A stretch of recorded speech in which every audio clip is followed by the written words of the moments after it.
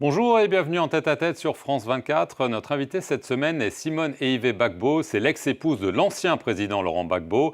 Elle est présidente du mouvement des générations capables. Elle est en duplex avec nous d'Abidjan pour sa première interview en tant que candidate officielle à l'élection présidentielle qui doit se tenir le 25 octobre. Merci beaucoup.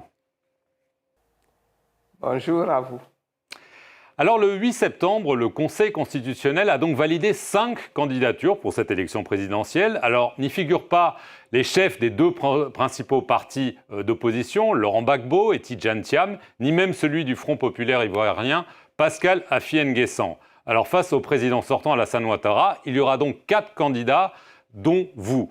Alors quand le Conseil constitutionnel a rendu sa décision, vous avez salué son travail sérieux, son bon travail, avez-vous dit, je reprends vos mots. Alors, est-ce que c'est du bon travail quand ni Laurent Gbagbo, ni Tidjane Thiam, ni Pascal Affi-N'Guessan, ni même Charles Blé Goudet ou même Guillaume Soro seront candidats? J'ai salué le travail que le Conseil constitutionnel a fait parce que nous avons pour une fois écouté le Conseil constitutionnel donner ses justificatifs, donner les critères de sa décision. C'est surtout ça que j'ai salué. Maintenant, c'est vrai, les autres ne sont pas candidats. C'est un problème que nous avions posé depuis longtemps, mais c'est un problème dont la solution ne pouvait être que politique. Et c'est la raison pour laquelle nous avons souhaité que le président de la République convoque une rencontre entre l'opposition et le gouvernement, que l'on s'asseye autour d'une table et que l'on traite ces questions-là de l'intégration de M. Laurent Gbagbo à la liste électorale, de l'intégration de M. Thiam à la liste électorale. Ce sont des questions dont la solution était des solutions politiques. Le gouvernement a refusé. Nous avons discuté jusqu'au bout, nous avons plaidé jusqu'au bout, et le gouvernement n'a pas voulu s'asseoir et convoquer le dialogue politique. Dès cet instant-là, les résultats qui sont tombés étaient des résultats qui étaient prévisibles. Alors, est-ce que vous continuez de réclamer que Laurent Gbagbo et Tidjane Thiam soient réintégrés au scrutin et est-ce que vous soutenez la mobilisation populaire qu'ils semblent appeler de leur vœu? Je me dis qu'il aurait été bon que M. Tidjane Thiam et M. Laurent Gbagbo soient sur la liste électorale. M. Laurent Gbagbo, parce qu'il a été condamné à 20 ans de prison et ses droits civiques ont été également enlevés. Donc, il se retrouve avec un casier judiciaire qui est chargé et qui l'empêche d'être inscrit sur la liste électorale. Mais ce problème-là, c'est une solution que le ministère de la Justice aurait pu traiter. Parce que cette décision, elle n'est pas juste. Et ça, je l'ai dit depuis le début. La décision de condamnation du président Laurent Gbagbo est une décision qui n'est pas juste, qui même peut être qualifiée de décision inique par les tribunaux de Côte d'Ivoire. De la même manière, M. Tidjane Thiam a retrouvé son nom exclu de la liste. Et là aussi, ce n'est pas juste. Donc, ce sont des questions qu'il faut traiter. Et j'ai dit que la solution pour M. Laurent Gbagbo, c'est que le président de la République prenne un décret après avoir convoqué l'Assemblée nationale pour voter une loi d'amnistie. C'était ça la solution. Mais c'est trop tard maintenant. On est d'accord que maintenant c'est trop tard. Oui, on est d'accord que c'est trop tard. On est d'accord que c'est trop tard. Alors, On est d'accord que pour ces élections-ci, sauf si on décide de reporter les élections, c'est trop tard.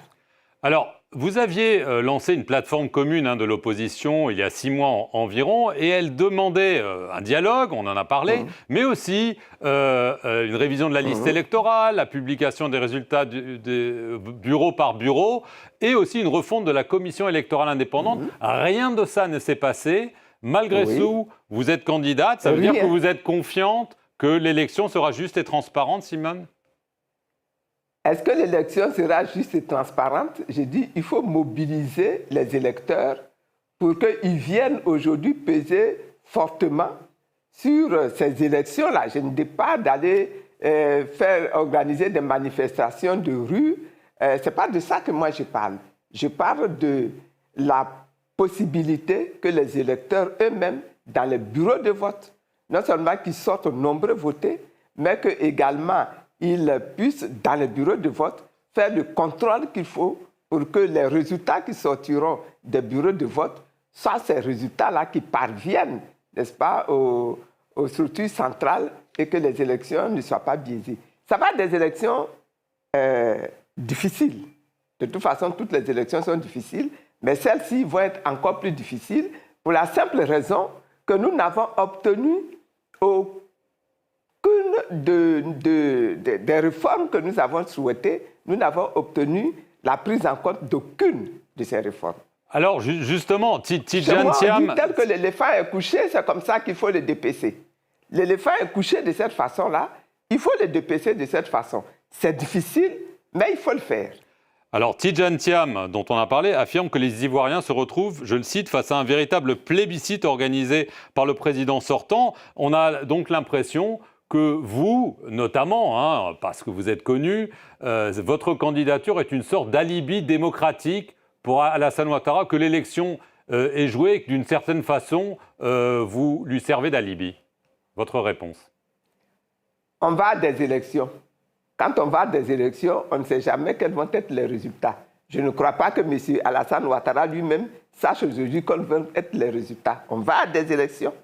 Et quand on va à des élections, il faut y aller avec le maximum, n'est-ce pas, de détermination possible pour que les résultats soient en votre faveur.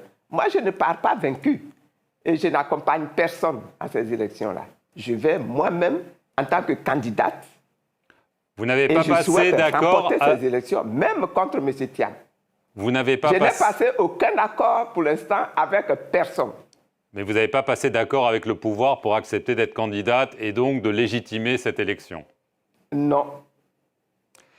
Alors, est-ce que vous appelez le reste de la gauche ivoirienne, y compris votre ex-mari, Laurent Gbagbo, à vous soutenir? Parce qu'évidemment, il y a le camp du président, il y a plusieurs autres candidatures, mais est-ce que vous appelez ceux qui ne peuvent pas concourir, et notamment votre ex-mari, à se rallier derrière vous, parce que vous y êtes sur la ligne de départ? Je les appelle tous. Tous ceux qui n'ont pas pu compétir, tous ceux qui n'ont pas pu conquérir, leurs électeurs, leurs militants, je les appelle tous à venir soutenir ma candidature. Parce que ce que je souhaite, c'est l'alternance, n'est-ce pas, au bout de ces élections-ci. Et ce ne sont pas mes militants seuls qui vont me permettre de gagner ces élections. Donc j'appelle tous les Ivoiriens, j'appelle même les électeurs du RHDP à me soutenir pour obtenir l'alternance.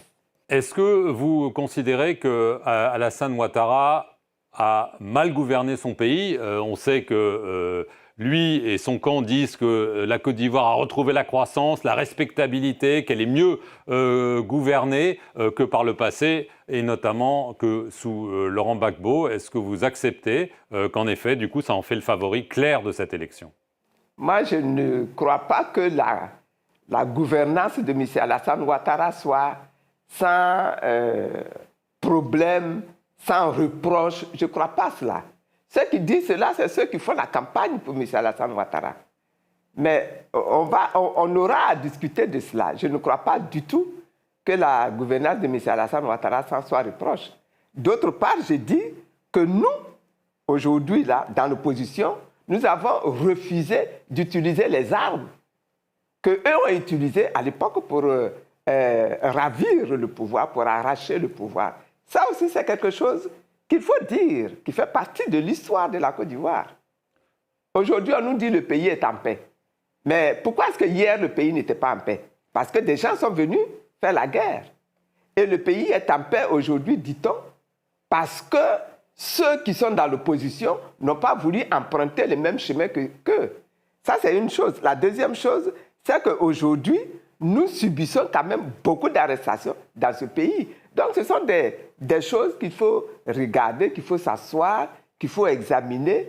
il ne faut pas partir en disant que M. Alassane Ouattara a le satisfecit de tous les Ivoiriens. Ça, n'est pas vrai.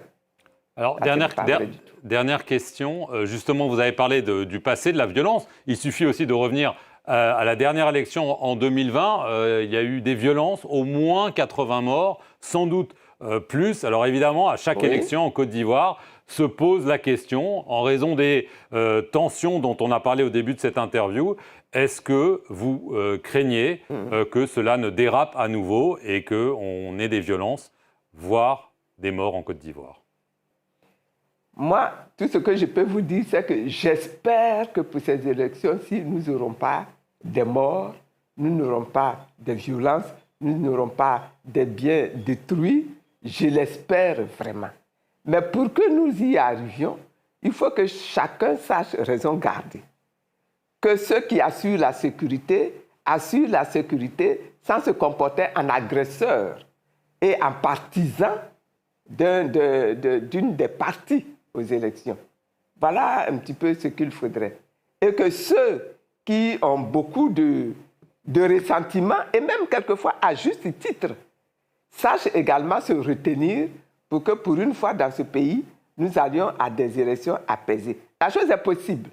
Si le dialogue avait pu se tenir, il aurait été tout à fait possible de s'asseoir et d'organiser des élections propres, des élections apaisées, des élections transparentes. Malheureusement, nous n'avons pas obtenu le dialogue politique. Est-ce que, en conclusion, vous y croyez à cette élection? Est-ce que vous pensez que vous allez devenir la première présidente de Côte d'Ivoire? Ah, je l'espère bien que je vais devenir la première présidente de la Côte d'Ivoire. Je l'espère et je crois la chose possible. C'est surtout cela. Je crois que cette chose-là est possible. Et que vous allez bientôt me rappeler pour me féliciter et m'appeler Madame la Présidente de Côte d'Ivoire. Je le crois. Merci beaucoup Simone et Yves Gbagbo d'avoir répondu depuis Abidjan aux questions de France 24 et merci à vous d'avoir regardé cette émission sur nos antennes.